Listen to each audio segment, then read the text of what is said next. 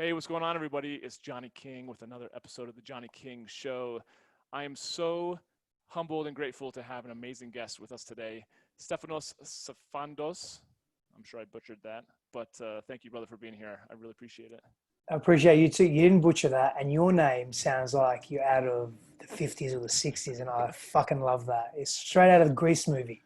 It's your, Johnny it's your, King, it's Johnny King. so good. Your wife is the one who said, "Hold on, you should be figuring out, how to work with men and help them figure out how to be a king. And your last name's really King." I was like, "Yeah." She's like, "The branding's done." I was like, There "Oh, it you're is. amazing." Yeah, Yeah. yeah.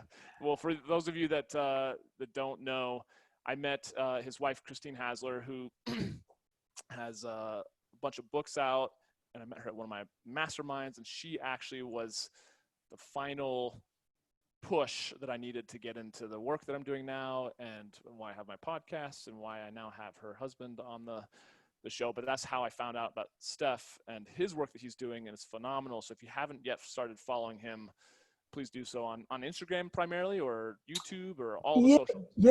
YouTube, Instagram, Facebook. Yeah, those three main All of them. All of them. outlets. Yeah. And Yeah, I love yeah. TikTok. TikTok's fun, but apparently it's going to get banned soon. So Oh man. no more TikTok for anyone. Not in Yeah, the US exactly. anyway. Yeah, exactly. What I love about Steph, though, is that he really dives into just cultivating epic relationships, intimacy, love, from all the things I've seen on the social medias, and you are living it. You attracted your queen, you're living your king, if you will, lifestyle. And what I think is interesting, and why I want to jump into this, is so many guys, we hide behind our work, our fitness, our hobbies, but we very, very rarely get into the dynamics of our relationships, because I think a lot of guys don't know how to win there. They don't know how to create that soft place to land for their partner, their significant other. And I'd love to hear a little bit about your background, but then also how you got into, and what's your passion, or what drives your passion for relationships in general. Yeah, so my background in terms of where I was born in Australia. I grew up though in Greece and Australia. My father's Greek, mother's Italian. Mm, In terms of what I experienced as a kid, it wasn't super pleasant. So I grew up in a very volatile environment, violence, physical abuse, emotional abuse, a lot of uncertainty, a lot of unknown, a lot of hiding from the world, and our formative years and the experiences that we have during our developmental years as our brains are forming and developing, but also as we're navigating our way through the world and understanding who's who in our environment, who has a hierarchy, who's important, who do we go to for love and affection and care, because these are basic human needs, who do we get seen by, who do we get appreciated and respected by. It was very confusing for me. I grew up pretty confused as a kid, which leaked out into how I behaved and how I showed up as a teenager and as an adult, as a young adult. And so for mm, me, we all have vices, right? We all have virtues, so to speak. So we all have go-to strategies that help us feel better about ourselves. And most of the time, those go-to strategies are vested and grounded in fear and a protectiveness. And as a kid or as children, they can be super useful. So for example, I grew up in this very volatile environment. And so I got really good at hiding. I got really good at physically hiding myself, but also emotionally hiding myself. So I learned to wear masks so that whenever I was attacked or abused or rejected or humiliated, I knew how to protect myself. And the mask that I wore made me not feel as bad as if it was my, quote unquote, real self being attacked. So I learned to hide. I learned to move in the shadows. I learned to wear masks. I learned to pretend a great deal. And so as an adult, that tactic, it worked as an adult, but it really isolated me, pushed people away, got me being very manipulative and sneaky. I was unfaithful in my relationships. I would tell lies. I wouldn't tell the truth. I valued efficiency and effectiveness, like efficacy over telling the truth. In other words, if I was in a relationship with a woman and, I was being selfish in that relationship and not only really spending time with her when it suited me, I would just lie about what I was doing and made it sound like it was something really important, so she wouldn't get so angry at me, or she wouldn't get so upset at me. And if she did get upset, or if she did try to get conflict, I would get really angry and aggressive. I would get short-tempered. I would get agitated, and I would project on her and blame her. And these are the patterns and behaviors that I witnessed in my family dynamic between my mother and my father. And so unless we make a move to shift these protective strategies, guess what? We just don't. And that was me for a very long time, man. And so the short story of it is, of a very longer story, is that I was in a relationship a number of years ago, with a woman, and that unraveled itself. She found out I was being unfaithful, and that was the first time that I was discovered. You know, I was really unfaithful in basically every single one of my relationships up until that point, including that one. And it was pretty intense. We're talking prostitution, we're talking unfaithfulness, womanizing, just really hyper selfish, what's in it for me behavior, which that's a first stage relating type of approach to doing life and doing life with other people. Mm-hmm. And so for me, I really lost myself in that. But what happened was, in those moments, I witnessed this pain that I'd caused this person, and my actions had caused this person. And this immense shame had just flooded me. It just came to me, and all these memories from my past started coming to me as well, from my childhood, that I'd been repressing because they were so painful to look at. And that was the stuff I wasn't looking at. I was avoiding that stuff and numbing it with sex and alcohol and working and workaholism as well, you know, trying to achieve and get status and increase my titles and my wealth in the world. And I was just ignoring all this stuff, but nothing was ever enough. It never felt like it was enough. And I had that grass is always greener. You know, I could make 50K in a month, but it just wasn't enough. I could make 100K in a month. It just wasn't enough. And then for a few months, I'd be making nothing. I was this burn, build mentality and approach, because I wasn't grounded and calm and centered in my own life. Mm-hmm.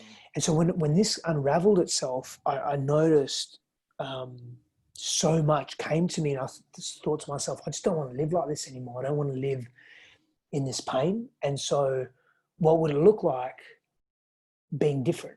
And so I started to explore that. And because I have a fairly extreme personality, I gave up my businesses. I gave up a lot of who I thought I was, the way I identified with the world, the work that I was doing. You know, at that time I was working in listing companies on the ASX, in the Australian Stock Exchange. And so I was in an industry that was pretty cutthroat. And I stopped that. And it took me a few months to stop it, but I knew immediately I just don't want to be this anymore. And I kept having my coaching practice and my teaching practice as a side thing. And I was very well qualified. I'd been qualified in psychology, behavioral science, social psychology, but it was always a side thing, because I thought, oh, it's not going to make me as much money as I wanted, and I've got to chase the money, and, you know, I've got to look good, and I've got to look a particular way. And I started unraveling all of that, man. I went hours, I spent hours. I was in massive debt. I went into more debt. And the debt that I went into was paying for psychologists and coaches and counselors and shamans and energy healers and all of it. Like, I really went in, and I spent a lot of time by myself as well, getting to know me and getting to reacquaint myself with all these painful, fearful parts of who I was, and what I was avoiding. And so that's the short of it in terms of my background. And from there came the continued exploration, the playing with suicide, the very dark places that I went to as a human being, as a man, the questioning of my masculinity. I started to become very clear on what my path was, who I wanted to be and how I wanted to be that person, and what it meant for the impact I could have on my life, but also the lives of others, and the person that I wanted to be moving forward. And so that just became very clear to me. I just started walking that path. There was fear there, but there was more courage than fear. And there was more, I just can't go back to that life. I just don't want to. I'd rather hurt someone and be truthful than hurt someone with dishonesty, and not be responsible for their hurt. So I had to unpack a lot of stuff, man. Codependence, enmeshment, deep attachment to the father wound, like wanting to seek that unconscious validation, approval. I mean, there was just a lot of shit that I chose to then go through and process to become the person I am today, who's continuing to grow, by the way. Like, I'm not in any way perfect. There's, I fuck up all the time. However, the level of ownership that I have now compared to then is vastly different. It's huge. We have a lot of different commonalities with your story, which is pretty cool. I know it took me a long time, till my mid to late 30s, to figure out what my wound was from my childhood and from my parents' relationship. What was, if you can even boil it down to one wound, what was like your massive wound that you were masking and avoiding and running away from your childhood? If it was really one, it was originally the suppressed memories and unfelt feelings of the whole of my childhood, with reference to the relationship to my parents, which impacted the relationship to myself. And so it was really hiding, man. But I went through extremes where I really hid a lot and became retracted from the world as a young kid. But then as a teenager, with hormones and just having enough of being repressed by my father and just people in my environment, I lashed out. I was bullied a lot. I became a bully. I became very aggressive, became very fucking angry. I was fighting all the time. And I hated it. I didn't want to do that, but I felt it was the only way to get some sense of power back. And so I was either getting my power through being in the shadows and hiding and having people feel sorry for me and manipulating that situation, being the victim, or I was having power and control through overt aggression and oppression, which was what had been done to me. So I had to unpack a lot of that. I think a lot of guys I know will be listening to this and resonating and shaking their head. Yes, like they are only allowed to express anger, otherwise don't express anything else. And they get to the point where it just boils over and they pop. Because they suppress it so much. What are some healthy ways that you've found to just deal with that level of the anger that's inside? Well, it helps if men understand. So you've touched on something that's really important with respect to culture, familial values, society, being at an inflection point in history where it's quote unquote natural or approved of men to be aggressive, but not too aggressive. It's okay for you to be angry. In fact, that's pretty much the only manly emotion or expression to feel, emotive expression to feel, but don't do it too much, don't do it too often, and don't do it in this way. Right. And so we're very narrow in what's unconsciously unspoken, in an unspoken way, what's acceptable for our emotional expression. And what happens is, and there's an evolutionary reason for this as well. So when we look at men being largely responsible for, extending the perimeter, keeping the tribe safe, doing very big things in the environment, like killing animals, protecting almost, because we were bigger, more physical beings. Our hormonal profiling was different. We didn't really have space to be emotional. We had to be very reactive. We had to be in that sympathetic nervous system response. And so being in fear or being jealous or grieving, it wasn't something that we really had a capacity to feel often. And so there's a transition that's come from how we've evolved to where we are today. Couple that with cultural values that layer on top of that, like as if we don't have a limbic system and we don't have these emotional regulatory systems within us, but we do, right? And so we'll use anger as a secondary emotion to often mask a primary emotion. Again, sadness, grief, fear, jealousy, pain, resentment, whatever it may be. So we use anger as a way to mask it, and we're never getting to the core of it. So understanding that and knowing that most of the time, not all the time, but most of the time, we're angry because we're masking something that we're avoiding and feeling because we think unconsciously or consciously that it's not healthy to feel that, or it's not manly to feel that, or we just don't fucking know how to feel it. Now, I'm not saying be leaky and be this emotional being and don't have mastery over your internal faculties. Not at all. You've got to be self-reliant. For me, it's a key principle of healthy masculinity, self-reliance. You've got to be able to spend time in solitude and understand your emotions and unpack those, to do that with yourself and then do that with other men. And so healthy ways to start unpacking those heavy, dense emotions is doing that with other men, being in men's groups, whether it's virtual or in person, ideally in person, getting out to nature, having healthy coping strategies, ground in nature, exercise, move your body, process your emotions, go hit a boxing bag, go have an anger release. If you're fucking angry, don't project it and take it out on someone else, although they may have done something that's unhealthy. projecting and smashing it onto them, long term, it's not sustainable if you keep doing that. And it's not healthy. You can just keep burning relationships. So there's ways to communicate that can heal those wounds, right? And so do your own inner processing. And there are some of the things that we can do. You know, journal, reflective writing. You know, some of the greatest fucking men of our time, the greatest warriors, the greatest leaders, the greatest kings have, I mean, look at Marcus Aurelius. You check out his book on meditation. You know, it's called Meditations. I mean, there's, as one example, the greatest leaders, kings, warriors have had a reflective praxis, whether it's a few minutes at the end of the day reflecting on who have I been, could I have been better, did I get too angry, was I really angry, was it something else, just reflecting on their lives, that few minutes every day. And the written word, man, the written word is, it's a technology that has advanced civilization. It's advanced us as men and women and just people. And so engaging in that process can be deeply healing for us, because the brain integration, the vertical and the left and right hemispherical brain integration that takes place, and the way that we see ourselves and begin to understand ourselves when we write and reflect and read our writing back to ourselves, we see it from a new perspective, and that perspective changes the way we behave.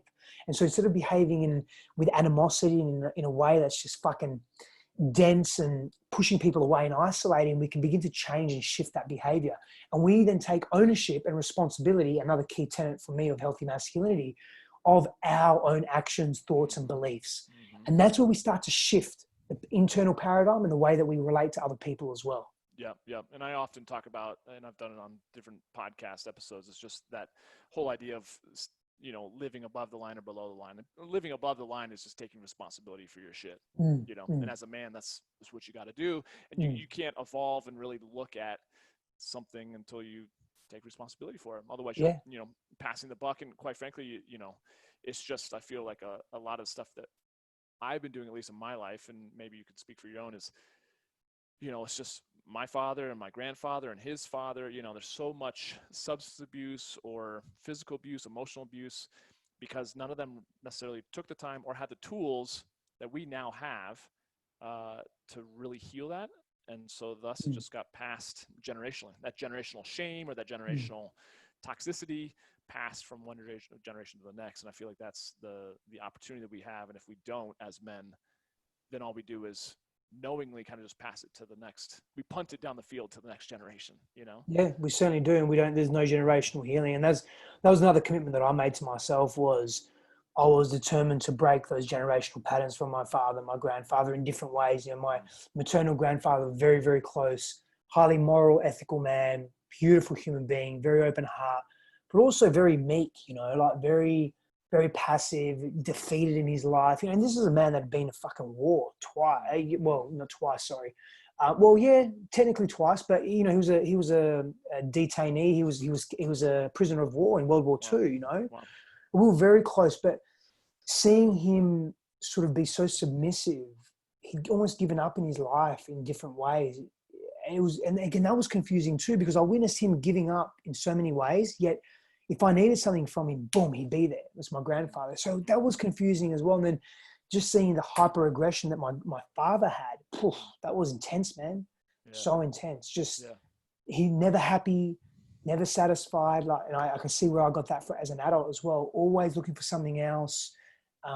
Very moody, very difficult to be around. Projecting, very aggressive. These were generational wounds, man. My father was abused when he was a child. These are deep wounds that I felt it. With that level of awareness comes responsibility. You know, what's his name? Uncle Spider-Man's uncle. Can't remember what his name is, but Uncle something. Uncle John. I don't know what his name is, but his uncle said, you know, with great power comes great responsibility, and same with awareness. With awareness comes responsibility. So I thought, you know, I don't want to pass this on to my children or to any other human being that I come into contact with. So it's time that I start shifting shit.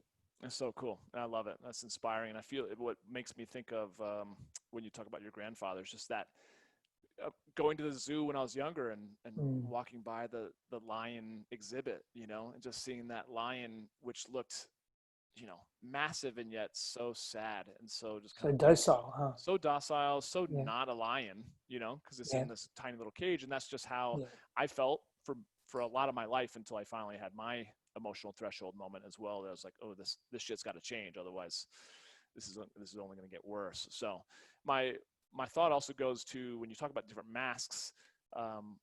One that I feel like a lot of men hide behind, and myself too at times, has been just like a false sense of ego. Yeah, false bravado. I had a lot of that, man. A Right. lot of that. Massive insecurities and Yeah. just pretending that everything's okay. How do you go about dissolving that ego? Is there such thing as a healthy amount of ego? You hear that before, and Yeah. like, where do you find that So, balance? so I did a video on this the other day. It's a really interesting question, man. Really interesting question. So I hear a lot of spiritual teachers speak about dissolving the ego, Mm-hmm. and I agree. And there's an and there though. You don't just dissolve your ego. If you dissolve your ego without healing those wounded parts of yourself, it's a recipe for fucking disaster. Right. Dissolving your ego is a very advanced practice, and there's so many things and processes that prelude that. And so the ego is the way we identify with the world, and part of the function of the ego is to protect us. So we develop these coping strategies, psycho-emotional protective coping strategies as we grow up, and they're vested in the ego. They're vested in how we relate to the world, how we see ourselves, how we think others see us. When you just dissolve the ego, like it happens in most plant medicine journeys, right? What happens? People freak the fuck out because it's so intense so quickly. So before dissolving the ego, we have to integrate the wounded and fractured parts of ourselves. And so how do we do that? Well, in short, we've got to feel the feelings that were unfelt at the point of infliction. So that time that you were spanked really hard when you were 5 years old and told you were worthless, and you had to be quiet because your dad or your mum said, if you don't shut your fucking mouth, I'm going to give you something to cry about. The time that you were sexually abused and you had that mouth, and the mouth was over, someone's hand was over your mouth. They said to you, don't ever say this again, don't ever speak about this again. And you developed a habit of keeping your mouth quiet and not actually expressing the pain that you felt when you were abused. That shit's got to be felt in a safe, loving way. It's got to release from your nervous system. That's trauma response that's trapped there at a cellular level. It's got to release from your mind. It's got to release from the emotional body. And it's got to release from the belief systems. If you dissolve your ego, part of all those experiences are attached to the ego. Man, you dissolve the ego, you dissolve that when it's unhealed. It's a recipe, it's an explosion, man. And so how do we heal that? We have to feel those feelings in a methodical, safe, slow, generally slow. We don't flood. So when we're dealing with general anxiety disorder, as an example, one of the techniques we can use is flooding. And so if you have a fear of heights, let's just say you can have an experience of flooding where you just sort of, let's go jump in the deep end. In other words, instead of standing on a 3-foot box or a 1-foot box, you would stand on a 50-foot box and you would look down, and that's flooding. And then you go through a particular process to help you feel safe, and you're training your nervous system and your amygdala to react very differently. With this type of work, I don't always recommend flooding. For some people it works, but otherwise pendulation titration, really slow, just methodical exposure is even better for most people. Although in saying that, the research says flooding is actually more effective, but it depends for what exactly, right? It depends on the individual. Right. So to answer your question directly, we've got to feel those feelings, man, before we dissolve the ego. And then we can say, okay, now I feel more whole. I'm not fractured and fragmented in my mind. I'm not all over the place. Now I feel more grounded. I can dissolve this part of me that I was so attached to with my identity that I thought I had to be this person. Now I get to shift that. And as I shift that, I dissolve that part of me and I replace it with a new version of me, but I'm healthier to do so. So I'm not replacing an old unhealthy version with a new unhealthy version. I'm replacing the old unhealthy version with a new healthier version. And that's how we begin that process. Again, we do that with support and guidance. You know that we're not alone. We're human relational beings. You have a relationship with your mic, with the chair, with your house that you're sitting in. We're relational beings. We do that in support, and we do that on our own in solitude with relationship to ourselves. And we balance that combination. We develop confidence from doing things on our own in solitude, which builds more resilience, mental, emotional, physical, spiritual toughness and resilience, our ability to get through a difficult space and point in our life. And the resilience piece is the piece to, the toughness is that, the resilience piece is the ability to recover from a difficult position in our lives. And then we begin to dissolve that quote unquote ego. yesterday, this is so perfect because I was hiking with a buddy up in the mountains, and we were talking about, you've got your fears and your insecurity, uh, but then you also have energy that you could be putting towards, taking action and maybe growing that self-confidence, that Mm. self-worth, that sort of thing. And he was asking me, well, which, as a man, I feel like, and I've heard this a lot, which do I put my energy towards? Because it's like the fear is kind of based in the wound and the pain, um, and the things that need to be healed, versus guys like to just, well, what if I just keep blasting through and keep moving forward? I'm like, it's going to keep lingering. It's going to keep eating away at you. Even if you keep running, it's going to keep chasing after you. So how do you go about helping men and women, for that matter, just achieve a sense of radical self-worth and self-confidence and self-love? We hear a lot about that, but how do you actually apply it and make it happen? There's a little bit of a difference, generally speaking, for men and women. For women, it's helping. There's more of a focus on helping them feel safe in their bodies Mm, and in their environment. This is generally speaking. It's for men as well. We need to feel safe. sure. For men, it's more about not tying their self-worth to external validation, such as status, titles, how much wealth they have, what car they drive, etc. And also with men particularly, it's helping them achieve and create micro challenges in their day, whether it's getting up at a certain time, making their bed, hitting a target within their business. That's very achievable. Looking at a pain point around maybe relationships, so maybe they struggle to be honest and say, well, what's one honest thing that you can do today? It may not be in relationship, but it may just be with your own self. It could be, can you be honest with yourself? Can you be honest with a client? What does it look like exactly? Practice telling the truth. So these micro challenges, and as you tick them off every day, you start to work that muscle, right? And you become more confident in yourself and what you're able to achieve. And that confidence, it builds again that resilience and toughness and that willingness to then go into the deeper, more painful aspects of self without going in there cold, without flooding, the psychological term is flooding, or without jumping in the deep end or going into the dragon's lair without having any training. Right, right. So those micro challenges really help. But again, if I'm helping people feel safe, it really depends on their trauma wounding and depends on where they're at and what they're also wanting. Yeah. So feeling safe, feeling seen, feeling witnessed, acknowledged, accepted, respected, these are big things for men and women as well. But that sense of safety is really, really important. So in creating an environment that's safe, that routine helps with that. Having a solid, simple routine helps with that. Having a fitness regime, because again, that releases neurochemically, that releases hormones and chemicals through your body that help you generally feel better, such as dopamine as an example. So simple things like that can make a big difference when you structure them, have routine, and are really committed to feeling better. Because when we feel better, we're more likely to say, okay, let me look at that painful thing in the past. Because I feel like, yeah, I can do that. I feel pretty good about myself. I feel pretty good in life right now. So that can help. And so it's simultaneously, if we look at social change, for example, there's people that in the camps of, well, if the government doesn't change, then nothing's going to change. And there's people that, well, if the people don't uprise, nothing's going to change. But the reality is both need to happen. You need a grassroots movement for transformation on a societal level, and you need what's called a top-down approach. It's the same with transformation within the individual. We want to be able to simultaneously focus on who are we now, what are we attempting to create, whilst also clearing up the clutter of the past. And we do that in a balanced way. Sometimes we're going to spend more time not on the memories of the past, but clearing up the unfelt stuff of the past. Sometimes we're going to spend more time ideating and creating our future version of self. But there is a balance there. Yeah, yeah.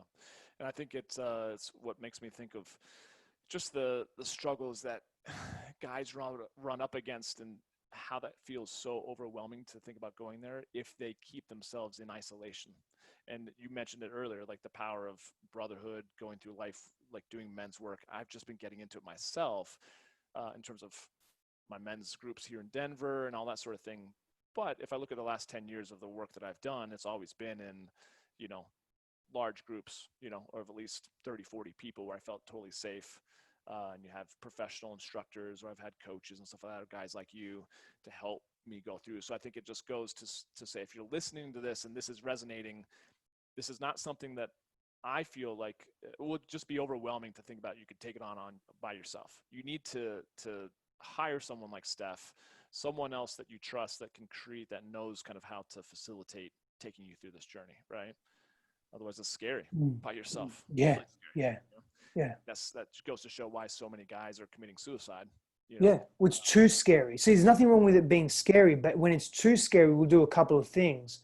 Well, we'll just mainly do one thing. We'll avoid it. And how we avoid it depends on the individual. Sometimes it's suicide.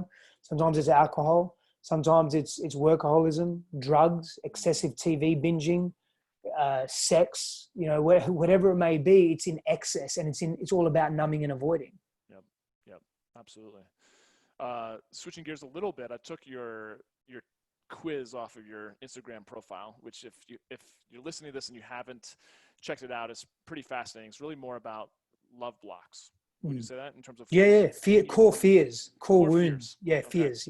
Yeah. So my thought was, having done it, are there, because I could only see a certain amount of blocks of my own love blocks, are there a certain amount of them that, I mean, I'm sure there are a certain amount of them, but are there specific ones that everything falls into 5, let's say, or is there 20, or what? Explain a little more about the love blocks. Yeah, sure. So the fears that I chose there to have were 5 core fears, specific to relationships.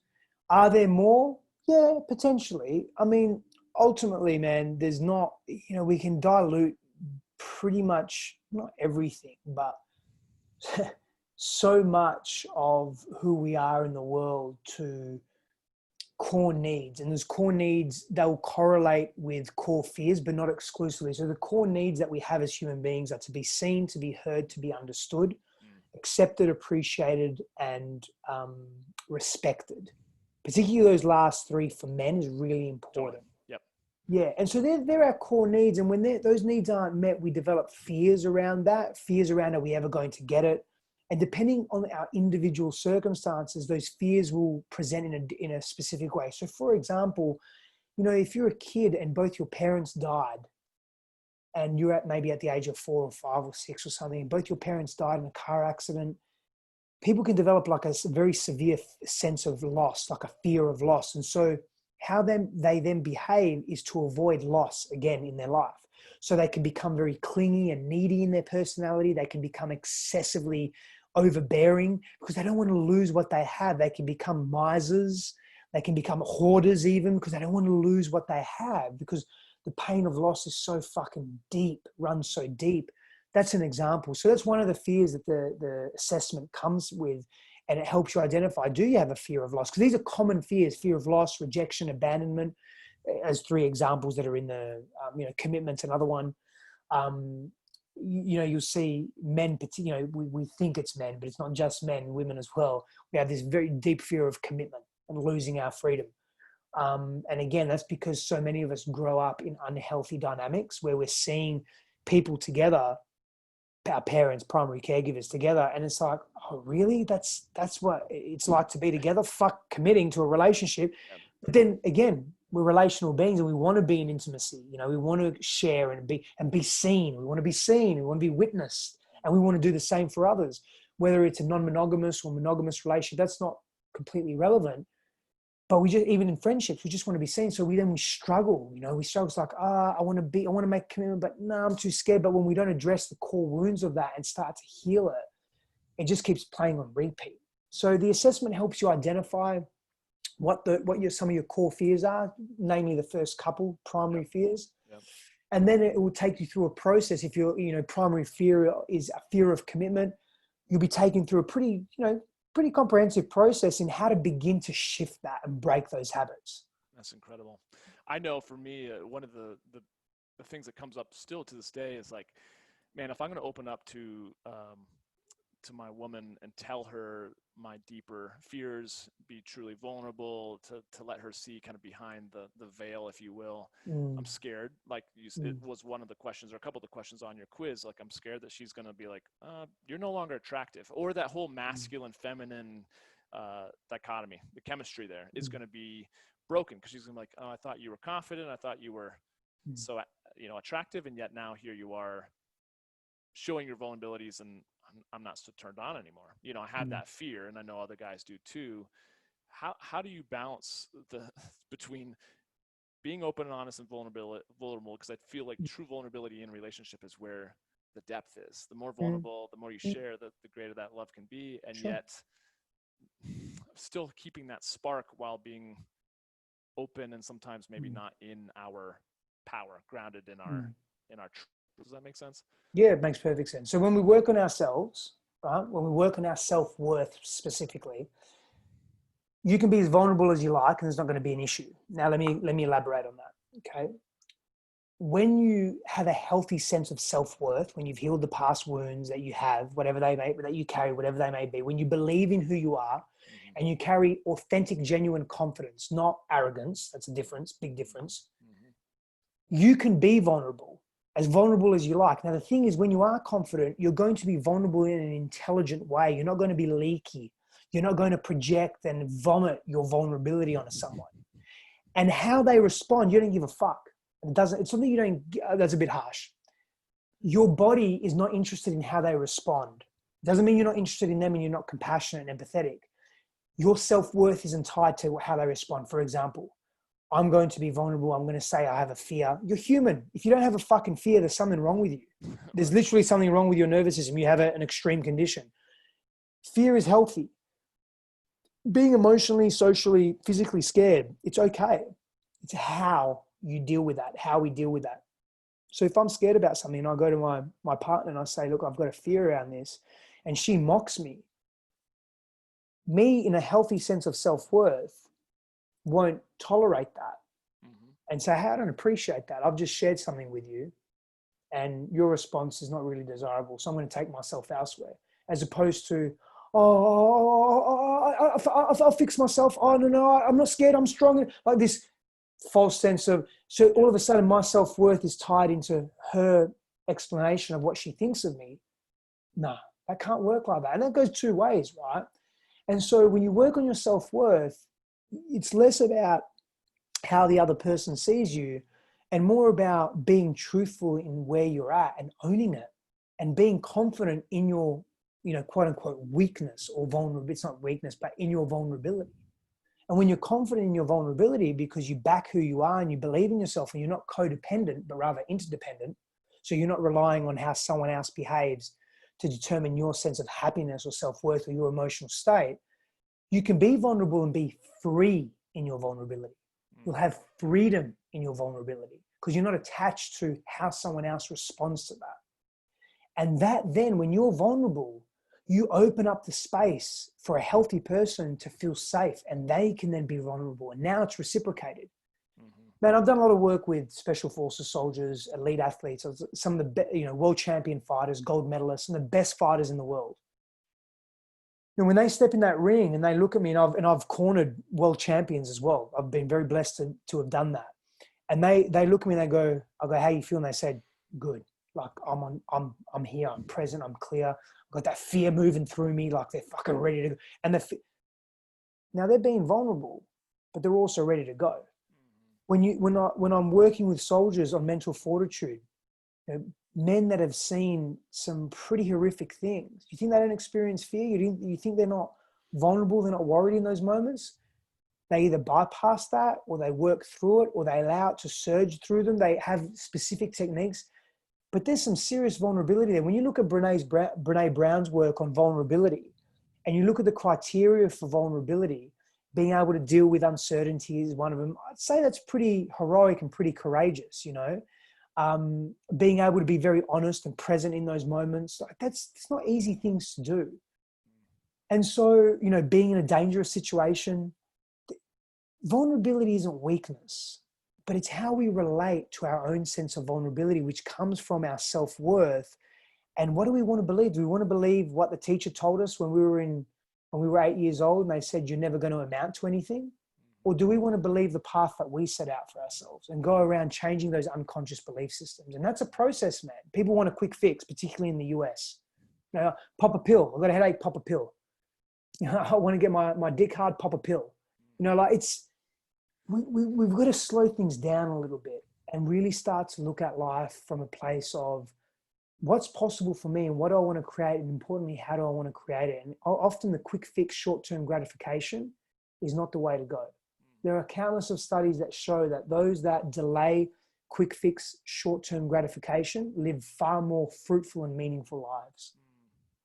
That's pretty powerful. I think intellectually, it everything you just said makes a ton of sense. I think if I were me 10 years ago, as deeply insecure and codependent and enmeshed and everything else that I was coming off of my divorce, was listening to you or watching you, I'd be like, man, I would give my left whatever to be you, to have that level of confidence. Like, oh yeah, that sounds great. I could go in and to not give a fuck how she responds or he responds to my vulnerability. Sounds great in theory, but I'm so scared. And like you said, it kind of comes back to like, because I'm so deeply hurt and so insecure, like what comes first? Like I have to be confident to share my vulnerabilities, but then but my vulnerabilities are kind of, you know, rooted in my insecurities. Yeah. It's like, how do I actually do that process? And I think to your point, it's been 10 years for me of just chipping away at it. That's the point, right? And right? Start with you. Like start by getting honest with you, because if we can't, that's what I had to do, man. I had to get honest with me. I had to look at myself in the mirror every day and say, who have I been? Who am I being? Who do I choose to be? I've been broken. Let me list all the ways. Let me look at myself and look at, how I've been broken. I would stand naked in front of the mirror and look at all of me and say, what do I like? What don't I like? But, men have body issues too, man. As an example, I would look at my mind and say, how have I behaved? What behaviors do I resonate with? Which ones don't I? This is years of processing. But start with you, because then it's going to be easier to share. And make sure you surround yourself with safe people that you trust, respect, and revere. And if you don't have anyone in your life, guess what? It's your responsibility to get those people and create them in your life by creating the type of man you want to be. I think this is incredible. I think just wrapping things up here, it's the doing the work, quote unquote, that people often kind of throw around. I think people want to know, like, what does that mean? What does that look like? And if I'm hearing you correctly, or if I, at least speaking from my own experience, doing the work is it's the mess. It's getting into the mess. It's anything. Perfect, right? brother. Yep. Right. For me, that's what it is. It's getting into your mess. It's owning all the parts of us, not just the happy-go-lucky parts, not just the convenient parts that look good to society. Yeah. It's owning all of who we are, man, all of it, and getting messy. Like that's doing the work, and not being triggered and reactive. And when someone brings their pain to us, that's another term people throw around.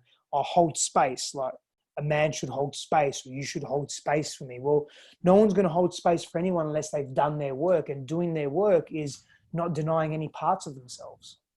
Yeah. I love it. One last question. What does the next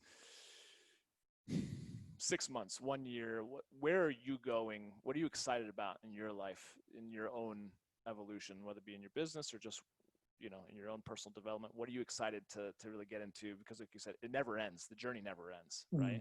So what are you excited about to really dig into within yourself to take your relationship or business, your health, whatever, to the next level?